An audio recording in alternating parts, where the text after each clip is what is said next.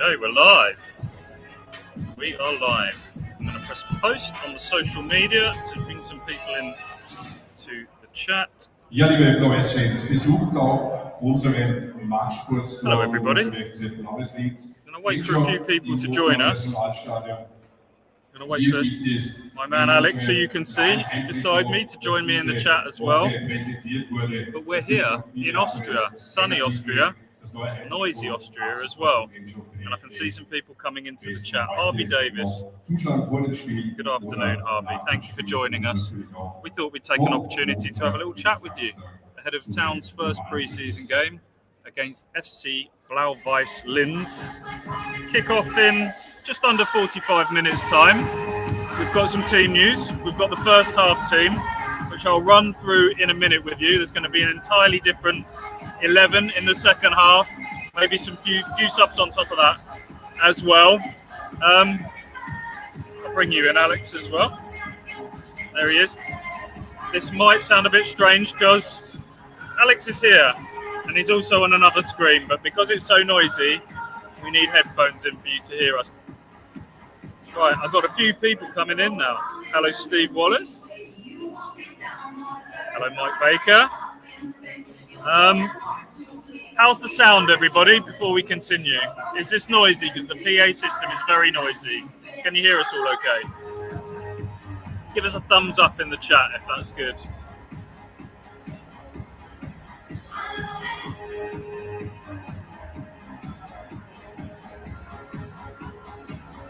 All good? Can you hear us? All good. Thank you, Mike. Thank you very much. Right. Feel free to send in some questions, anything you're wondering about. We've been out here since Thursday night in Austria. Lovely city, Linz. We've done some touristy stuff. For those of you who subscribe to the East Anglian Daily Times and Ipswich Town, a little plug here. We've been doing some behind-the-scenes diary footage with Alex Jones, man to my left on screen, and Ross Halls as well. We went up on a tram up into the mountains today. That was nice, wasn't it, Alex? So if you want to subscribe and you want to watch all our various nonsense, you can watch that. But should we talk? Have you had some strudel yet? Says Steve. No strudel. We've had schnitzel. We've had currywurst. We've had local beer. We've had ice creams. No strudel yet, though. Lacking on that front, haven't we, Alex? He doesn't want to talk. Are you going to be one of the mime artists? Okay. We're going to take it in turns to mute, apparently, in case the noise is really poor. Right, let's talk you through the team, because we've got a few people on the chat. I wanted to kind of fill a little bit before we got some people on here. Right, team today. First half, there was a little bit of confusion about this as to what the first half team, what the second half team is, but we've got to the bottom of it now. First half today is as follows. Alex Palmer in goal, Ben Johnson right back, Dara O'Shea right-sided centre-half, Elkan Bag at left-sided centre-half, Connor Townsend left-back. Midfield, a first outing for new signing Azor Matusiwa, the Dutchman, €9 million spent on him. He looks a unit, actually, watching him out there in the warm-up at the moment. Cameron Humphreys alongside him in the left-sided midfield, deeper midfield role. This is where it gets interesting. The makeup of the three players in behind the striker. We're told, that's loud.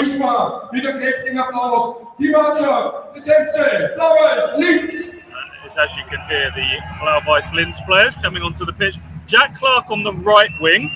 Sami Schmodics in a central number 10 position. Not somewhere we've seen him a lot. Jaden Philogene on the left. So we've been used to seeing Jaden Philogene on the right. I think he prefers playing on the left. He's played a lot of his England under-21 football on the left.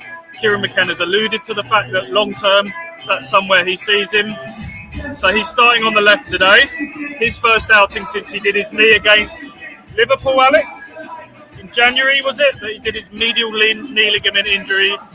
So he's back from that. And George Hurst leading the line, the man who's taking on the baton from departed top goal scorer Liam Delap. I'll run you through the players that leaves for the second half. 14 other players here on this camp, 2 goalkeepers, Alex Palmer, who I imagine will be the second half goalkeeper, David Button as well, the new veteran goalkeeper, Harry Clark, Luke Wolfenden, Cedric Keepray, the new defender signing from Rems, Greaves, Davis, Finley Barbrook, young midfielder from the academy, Jack Taylor, Connor Chaplin, Nathan Broadhead, Chio Ogbene, another back from long-term injury, Leon Ayinde, another young Irish player in the youth setup who's featured in pre-season before, and Ali Al-Hamidi. So 14 players there, 11 of them will start the second half. The other 2 or 3 probably going to come on as a sub at some stage in that game. Right, everybody, your thoughts on that lineup? Come on, let's bring some people in from the chat. Yes, you're right, Luke. It was Wes Burns who did his knee at Liverpool. Chelsea for Jayden Philogene, Alex has just reminded me. It was a bit later in the season. Thank you for correcting me on that one. Jack Phillips, do you think Ogbene will play a part today? I hope so. That was Brentford in the autumn time, October, that he snapped his Achilles. He's been out for a long time, hasn't he, Chio? But he looks like he's been taking part in full training out in Austria this week. How many minutes they'll give him today, not so sure. But hopefully he'll come on for 10-15 minute cameo in the second half. That'll be my gut feeling, but we'll see. Harvey, not sure we'll see Schmodic centrally long term myself. It's an interesting one, that, because Sammy Schmodic, as the team sheet makes its way along, I'm going to take a snap of this because this is the Blau-Weiss Linz team, and I will need some guidance on that. Thank you very much. Schmodic's got all his goals when he was Championship Golden Boot winner, playing as a central second striker for Blackburn. Then he came to Ipswich, and I remember telling everybody Ipswich have got him earmarked for this inside left role. Blackburn fans were perplexed, bemused by that. No chance he'll play on the left, Stu. He'll play central like he did for us. That's where he did his damage for Blackburn. And of course, it was on the left-hand side, that tucked-in left-hand side role. It's essentially another number 10, isn't it, in this Ipswich system that he played last season. He had one game up front, didn't he, when Ipswich were short strikers. It was the Newcastle home game, and that didn't work out at all, did it, in that 4-0 home defeat. But Ipswich, if they're overstocked in one position, it is probably that left side role at the moment. There's Jack Clark, who I thought finished the season really strongly. There's Schmodic, there's Nathan Broadhead, and potentially Jayden Philogene. We're talking about him wanting to play on that left, and that looks like where we're going to see him today. So contrast that with the number 10 role. Amari Hutchinson, I think that's where Kieran wants to play him, sees him as his best position. At the moment, he's not here because he's been given some extended time off because of the Euros. And also, there's no guarantee at all that he will be an Ipswich player come the big kick-off. Brentford have had offers turned down, and Buemo's nearing his move to Manchester United. If I'm honest, I'm bracing myself for an Amari departure. I think Brentford will come back to the table, and my gut feeling is that gets done. So that really leaves Connor Chaplin as the only sort of right-sided, central number 10 option there. So repurposing Schmodic for that role, a position that he's done well in before, might be something Ipswich are thinking about going into this season. I'm going to go on mute now. I'm going to look after the chat, and I'll pass you over to AJ. There we go. Hello, everyone. I really hope that my headphones are holding up as well as Stu's are, considering I'm on my AirPods here. Fingers crossed it will be okay. If we have a look through some of these comments, we've got here, we've got Steve Wallace. The front three is very good. I really like this front three here. And I do think that it's going to be interesting, of course, with the Jack Clark role. What is his situation going to be? Is there the scope for him to play on that right side if needs to be? Obviously, Chio Ogbene probably is at a stage working himself back to fitness. And he will be one of the first names in that kind of side of the team. But is Jack Clark going to be an option? We can actually see Jayden Philogene. When I first saw the team, I thought Jayden Philogene would be that right side option. So we'll have to wait and see with that. We'll look through this one. A bit of clarity with the goalkeeper side. Palmer starting this one. I need the bottom to do. Palmer starting here. Palmer is going to be starting first. Yes. Palmer's not in that. So, because we mentioned that Palmer was kind of on the bench part of the squad, it's not he's starting here. It's Christian Walton, who's the other one. We've all kind of seen the same, haven't we? It's supposed that he'll be involved in the second half after that. Let's have a look at this one here. Interesting to see Baggett named. Is this last chance saloon for him? I don't think it's last chance saloon because I think regardless of Elton Baggett, alone is the most logical situation. Ipswich have now brought in Kipray, who's big part of the centre-back unit. And I think that a League One loan, probably one where they can hopefully keep him fit for the season, makes a lot more sense now. So I wouldn't say it's the last chance for Lou. It's a chance for him to build up a bit more fitness after an injury hit campaign. And we'll see what happens going into next year. I believe that's the last year of his contract. I can't remember if the player has an option. Ross filming me behind the scenes here, so it's fun. Who are you most looking forward to seeing in today's game? Azor Matasiwa. Really excited about him. I profiled him and I did a scout report on him. I've spoken to people about him, I've spoken to players that he's played with, and everything sounds really, really exciting with Azor Matasiwa. Obviously, he's going to be in that position. Old Stu is turning to show us the stadium here. There you go. And I'll look around. So what you can see on his side of the screen is the Blau-Weiss Linz players warming up, the Ipswich players on the other side, and Ross in the middle of all of it. There you go. Nice little view. Yeah, Azor Matasiwa for me. There's going to be lots about replacing Sam Morsey, and that's got to happen both as a player and as a leader, and that's not an easy thing to do. So that's going to be a big one for me. Let's go through another one. Matasiwa, the most exciting. If you're looking to stream the game, Town TV for $4.99. That's a one on there as well.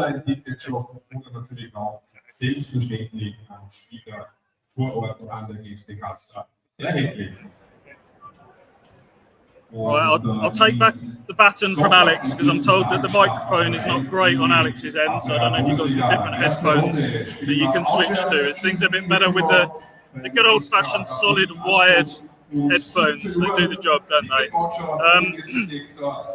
Right, I caught a little bit of what Alex was saying, but it's a bit difficult on headphones. I'll take this one from Neil. Are Muric slicker out there, lads? Alex, is that one you've taken yet? You've taken that question? Okay, we've dealt with that one, okay. You done that one? You haven't, right, okay. Answer to that question, Muric is out here. Yes, he's been pictured in several of the photos and videos that the club have been posting through the week. Not looking particularly thrilled, I have to say, in some of these images that have been shared, and understandably so. He was a difficult debut campaign for him, wasn't it? The mistakes built up over a period of time. That fantastic man of the match performance at Brighton in the 0-0 draw in, when was that? September time. Feels like an awful long time ago now. Some real high profile errors along the way, culminating in being dropped at the start of the calendar year. Ipswich going out and signing Alex Palmer on transfer deadline day. To me, it looks like there's no way he can. I don't think there's a redemption arc there for Muric, as much as he's been a top championship goalkeeper with Burnley in the not so distant past. Palmer's been brought in to be the number one. Don't get the sense that Christian Walton is pushing for an exit at the moment. Ipswich don't need to be carrying three senior goalkeepers going into the season. The exit of Kieran Slicker on loan. In answer to the question, Kieran Slicker has not been part of the group here in Austria this week. I'm told that is purely from a logistical point of view. Ipswich didn't need 5 goalkeepers for training day in, day out. Difficult to kind of put on a session for all of them and keep them feeling involved in group sessions. He will be going out on loan. Not quite sure where yet, whether it will be north of the border to Scotland, recently made his full Scotland debut, of course, or whether it will be League One, League Two. Not sure what sort of level that they'll get Kieran Slicker at the moment, but he needs to go out on loan and get games. Bit ridiculous, really, that you can make your senior debut for Scotland having not really played any. Well, he's not played a league game. He's not played a league game, full stop. Senior league game, has he? He's played a some League Cup games for Ipswich, and that's been it. And that culminated in a difficult debut for Scotland off the bench. So he's not here. He'll be going out on loan, and we'll try and tell you where that is in due course. Right, let's take a few more. What else have we got? Harry Clark, question mark. He will start in the second half of this game, from what I've told. There's Ipswich, obviously, with Axel Twanzebe having gone to Burnley this summer. It leaves Ipswich with two right-backs, really, in Ben Johnson and Harry Clark. Johnson to start the first half today, Harry Clark to start the second. Slight question marks over both, not in terms of being up to the standard of the Championship, because Ben Johnson has played exclusively in the Premier League up until this point in his career. Almost 70 games in the Premier League for West Ham. Played several games for Ipswich last year, so this, he is dropping down a division, lest we not forget. The question mark with him, of course, is that Kieran McKenna never really played him as an out-and-out right-back in the Premier League. He tended to play more in that sort of Wes Burns right wing-back, right winger role last season. Will he be trusted at a level lower to play as a proper right back? We shall have to wait and see. He's definitely more forward thinking than defensive. Harry Clark, the question mark with him, obviously played most of the Championship promotion season, so he's proven in that regard.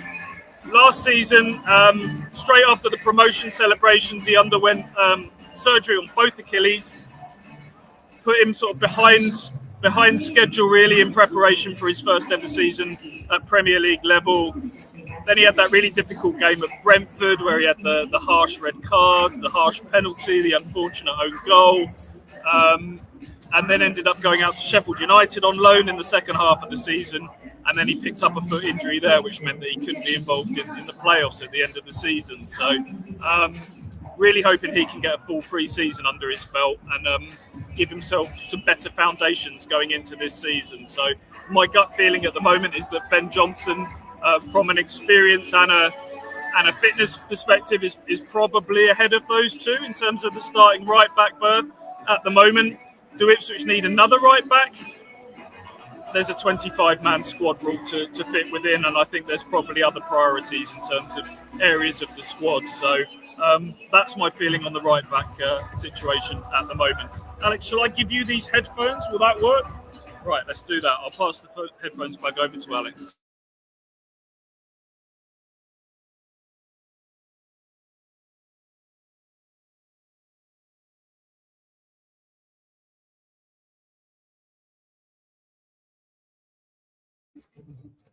Hello everyone, that should now work this time.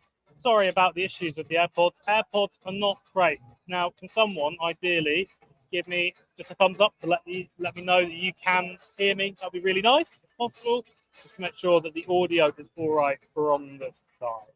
And I have also taken myself crystal clear. Steve Waller, thank you very much. Should we go through and have a look at some more of these? What kit are we playing in today? They've all got red shorts on out there, so I'm thinking it's the red. Blau-Weiss Linz translates to Blue-White Linz, so there's a bit of a clash with the home shirt here. Similar colours means that wasn't ever going to happen with the home shirt. So yeah, the red today, we get the first outing of that. I hope you can hear me okay over a very loud Austrian announcer.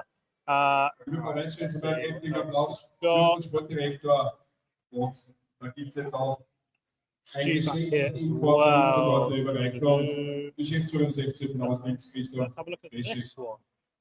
Is letting Mordley go a risk when only one midfielder's come in? Must be fairly confident for further additions relatively soon. I mean, there's a risk to most things in the transfer market, isn't there?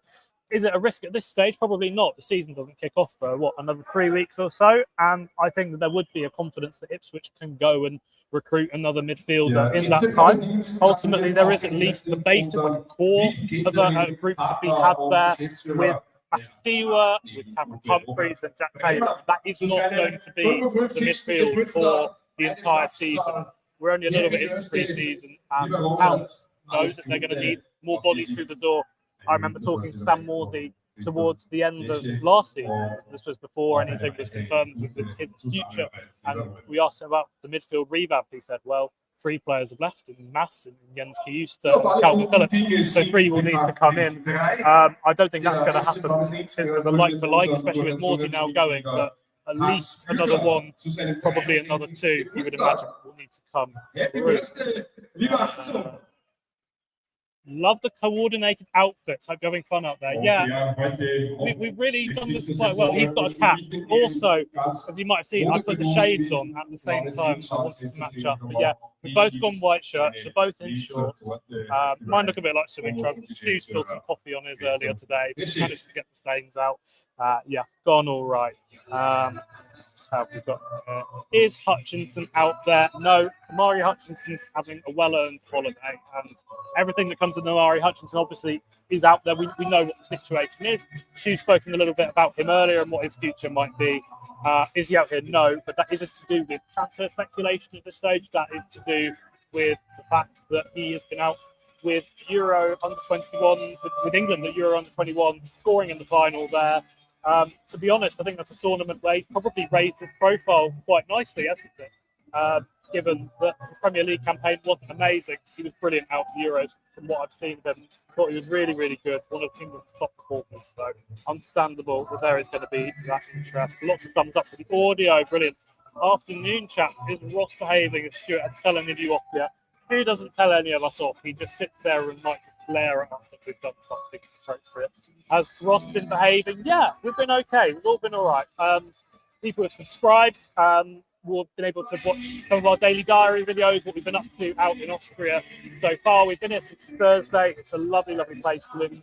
We've had some drinks. We've been around the city. We've gone to see some different bits. Today's been really good. I don't want to spoil too much on what we've been doing before the game today. You can watch that in our daily diary. I think that one might go up.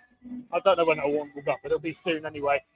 That's for subscribers only. We do lots of really cool subscriber stuff. So don't forget, we've got our deal on at the moment. £6 for 6 months. It's the best offer you'll get to subscribe to us this year. £6 for 6 months or £29 for the full year. You'll get everything we do. Let's have a look. Oh, I like this one. We'll have a bit of this. Jack Clark made his name playing wide left, hugging the touchline at Sunderland. Can he do that on the right? Is that how we can make his name at Ipswich?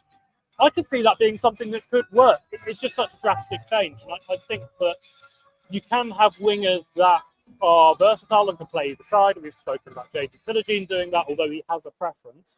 Jack Clark, obviously, as far as I'm aware, in his career has not been a right-sider. So can that translate into something that would work really well as a strong right-footed player? Jack Clark, a lot of what I remember of Jack Clark, especially like the Sunderland days, is cutting inside on the right foot and going for goal or crossing for it. So you're losing that, but can you get other things out of him with having a right-footed winger on that side? This will be the opportunity to see that in a game like this. So definitely something I could see with that. He looks the most out of shape, unfit. They've just had a training camp in Austria where they've been forced to run around. Kieran McKenna is ruthless, from what I understand, with the amount that he asks of players. They're really hard work. Nobody is unfit, let me tell you that. Let's have a look. Oh, Jack Clark started on the right for Leeds. I've got a few comments about that one. Didn't know that, actually. Fair enough. So there you go. There's the possibility there if he has played on the right out for Leeds.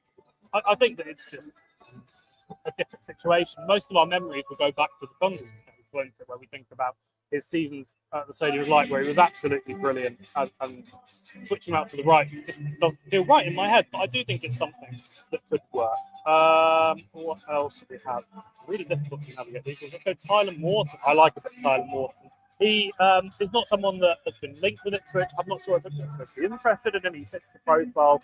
I did a recruitment bit with the midfielders before, looking at potential candidates, and for me, he would go right to the top of the list. Obviously, if we're talking dream signings and signings I'd have, the ideal ones, Hayden Hackney has been linked. I think that would be an ambitious deal, a tough one to do. But I really, really like him. He's really good. Lucas, where can I watch it? Town TV are subscribing it. Subscribing it or showing it to subscribers? It's $4.99. I think you have to pay for that one. Let's have a look a little bit further down. How far away? Where's Burns? We don't know about this yet. I think that this is probably a question that will come to on Sky Sports News. It's targeting October, which just happens to be when the Norwich game is. There you go. So Sky Sports News apparently, according to Stu, he said targeting October, which would be a really fast return from an ACL injury, wouldn't it, Stu? That would be really, really good if he could be back for that. Imagine coming back for the Derby game. He scored in the Derby before. That would be really nice. Any pre-match food provided? No, we've gone and eaten already. We haven't had any food here. You've always got to be careful with that. So we know that we're going to be here probably until, it's 5:45 now, kick off in 15 minutes. We have to be a bit more careful with how we do food, making sure we don't starve by the time we're getting back to our hotel or whatever time it'll be. So no food here from what we've seen. It's all about keeping hydrated. It's so hot out here. We've had a really long walk around Linz and I'm hot and sweaty. So yeah, you didn't need to know that, but you're having it anywhere. Let's see. We've had a comment from Jack Messenger. I can't use that term. Essentially what he said is, can you see us signing any more big players, did we say? I don't want to get that comment up on here, just in case. Any more big boys? Yeah. It's this one's quite interesting, isn't it? Because Mark Ashton's spoken about the physical profile of players and how they may be underestimated that in some regards, the importance of it in the Premier League. It's something that I've noticed. I'm sure Stu's noticed as well. We've all spoken about it before. And by doing this and getting in early, these are players that you would imagine physically they can go and challenge in the Premier League and have the right physical profile to do that. So that will, I think, be something that we could see for sure. The striker profile for me is going to be interesting. Where do they go with that? They are going to need to sign another striker or at least one. Are they going to get a big old target? Remember on the podcast when I was talking about Lorenzo Luca, who is about 6'9" or something ridiculous, someone like that. Could they do that and go get a real target and hold up the ball to run into the fence? We'll have to wait and see. How far is the kickoff now? 15 minutes to go. Yeah, this is filling up quite nicely. I think, how many was it? 2,000-3,000 or so we're expecting. Should we bring you back in for a little bit? Because I think we're going to get quite close to wrapping up in the next few minutes. The kickoff's coming up. We're covering everything live on the East Anglian Daily Times website for subscribers. So go through and check that one out. We're going to bring Stu back in. So can you bring yourself?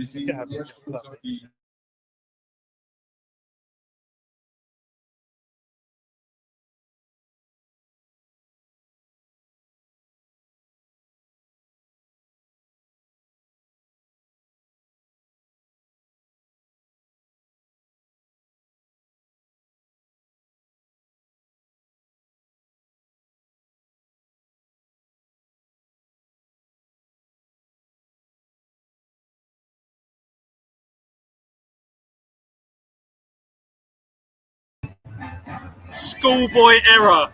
Muted it. We're not in COVID time, Stu. Come on, sort your life out. I'm back.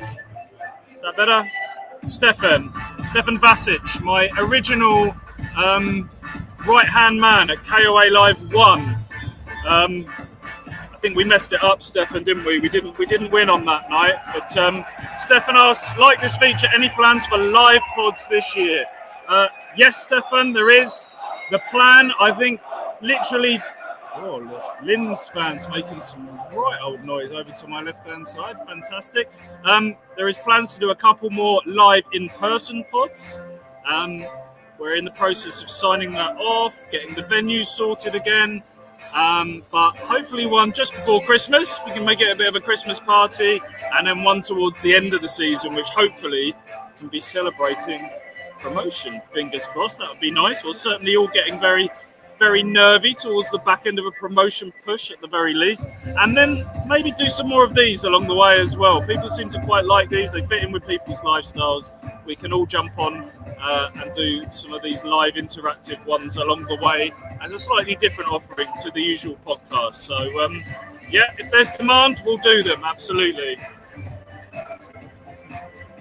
Lee, does the EADT budget not stretch to a set of earbuds each? Sort it out, Heathy. Mark, if you're watching, which I'm hoping you are, sort it out. No, AJ's far more modern than me. He's got his wireless earbuds, which are great when you're out for a run, and but not so great in this scenario. So Grandad Stu with his wired earphones has saved the day here today, really, hasn't he? Right, back to some football chat. Robin, losing Burgess, Luongo, Morsi, Twanzebe will leave a big void in terms of leadership and voice in the dressing room. Do the club need a few experienced campaigners? I think that's a valid conversation to be having, Robin. Absolutely. That promotion was built on a bit of special sauce, really, wasn't it? It was built on a togetherness, a bit of spirit. It was as much about behind the scenes as it was on the pitch. Sam Morsy absolutely at the forefront of that, the driving force, the beating heart of the team. Off the pitch, he was the standard setter, the one who would kick you in training. I spoke to someone recently who said, when Sam Morsy's part of your club, you need to be on your P's and Q's. You need to be on it in training, or he will let you know. You often hear people talking about Liverpool and Steven Gerrard, and if you're a new signing, the person you want to impress isn't necessarily the manager first and foremost, it's the captain. It's Steven Gerrard, and in Ipswich's instance, it's Sam Morsy. So I've written a lot about whether this was the right time to part ways with Sam. I can see it from both parties' point of view. I can see it from Ipswich's point of view, why they might necessarily not wanted to put a big part of their budget towards a player who would be nearly 36 by the time a 2-year contract is coming up. There's no doubt in my mind that Sam Morsy would still be one of the most robust, consistent, higher-end performing midfielders in the Championship. Don't think 34 is any age in the modern game when you look at sports science and what Ronaldo and Ibrahimovic and players like that are able to do. Obviously a rare breed, those guys, but in general, footballers keep themselves fitter and in better shape longer into their careers. They need to think not just about now, but the longer term, and Sam does as well. Sam Morsy is a player who has had the majority of his contracts in the lower leagues throughout his career, League One, League Two. It's only really, in the latter years of his career that he's got to the Championship, and then, latterly the Premier League as well. So no doubt about it, there'll be some serious money on the table in Q8. That is obviously the biggest draw for him. Culturally, there's a big draw there as well, as a devout Muslim, as someone who's been very outspoken on Palestinian rights. That will have been a draw. I think it's always been in the back of his mind to finish his career over in the Middle East. Not convinced it's going to scratch the competitive itch for Sam Morsy, playing in the Kuwaiti Premier League. May even get to January and feel like he needs to get back to England, and that would be very interesting to see if Ipswich have put something into that deal to say that you can't come back to a Championship rival mid-season. I think it would be wise for them to do so. But Ipswich, I think, have had a gentleman's agreement with Sam, a handshake from the very start, to say that if some Middle East interest came up latterly down the line, that they wouldn't make it awkward, that they wouldn't be demanding a transfer fee. So yeah, end of an era for Sam Morsy. I've seen people balk at the suggestion that he's a modern day Ipswich Town legend. I'm not sure that there can be any argument there. I know it's all relative. I know he's not Mick Mills. I know he's not lifted an FA Cup or UEFA Cup. He's not even finished fifth in the Premier League like a Matt Holland. But Ipswich wouldn't be in the position they're in now on this trajectory they are as a football club, which is still a very positive one, without the influence of Sam Morsy. Back-to-back promotions, club was on its arse, on its knees at the peak of its apathy, and Sam Morsy has been the man that's so many times dragged it up by the scruff of its neck. So he will be a miss, no doubt about it. Is there a leadership void there to fill, not just with him, but some of the other players that Robin's mentioned? Possibly. But Dara O'Shea has spoken about so well as a captain. Kieran McKenna spoke about his leadership qualities last season. So we hope that Dara can step up, and he will lead in a different way to Sam Morsy, no doubt about it, but he clearly is a leader. He's spoken about that coming naturally. Azor Matasiwa might be a Dutchman who's never played in England, but he talks about leadership coming quite naturally to him, and him having been a leader. There are others in this squad now that can step up. Connor Chaplin, George Hurst, players that will now consider themselves to be very much senior players. So yeah, and there will be more to come as well. So yeah, a new era for Ipswich is going to be interesting to see from a leadership perspective, certainly post Sam Morsey, how that is. What else have we got here? Because we'll have to start wrapping up soon. We're 7 minutes away from kickoff. Interesting, there's no Muric in the squad. Wonder if he could be going. Adam, I don't think there's any question that he will. That Aaron Muric will leave before the end of this transfer window. Palmer's going to start one half today. Walton will start the other. There's no point carrying Aaron Muric in the third choice goalkeeper. It's just about finding a club to place him. Ipswich are going to have to lick their wounds. They've got more right than they've got wrong in terms of recruitment, I would suggest, under the US owners, under Kieran McKenna. But Muric is one that's worked out pretty poorly. £8 million, not very well spent at all, unfortunately. A loan deal to a foreign club, start of the longer buy. It's got Serini vibes about it, hasn't it, back in the last Premier League season. Can you hear the noise of these Linz fans away from this side here? Und ebenfalls recht herzlich willkommen heißen wir unsere neuen Trainer mit Ja! So we've got the fans repeating the names of the players from the PA at the moment. One player that I'm looking forward to seeing from a Linz perspective today is a bit of a cult figure here. Ronivaldo, I had to get that right because it's a mashup of Ronaldinho, Ronaldo. It's the final iteration. He is Brazilian. Of course he's Brazilian. He sounds like a PES player back in the day when they didn't have the rights to use the player's name. Ronivaldo, he's Linz's number 9. He's Brazilian. He's 36 years of age. He's having an Indian summer, scored a load of goals for them. He's the man whose shirt you see hanging up in the airport when you arrive in Linz. So we'll see what Mr. Ronivaldo has in store for Ipswich's defence today. It sounds like the players are not too far from entering the field of play. We'll wrap it up there. There's plenty more questions that I haven't been able to take. Apologies for that. But I promise we'll do some more of these along the way if there's an appetite for them. The live blog will continue now. That is open for subscribers only. One last plug for that. £6 for 6 months, £29 for the year. It's not much in this day and age. If you can support our journalism, that would be amazing.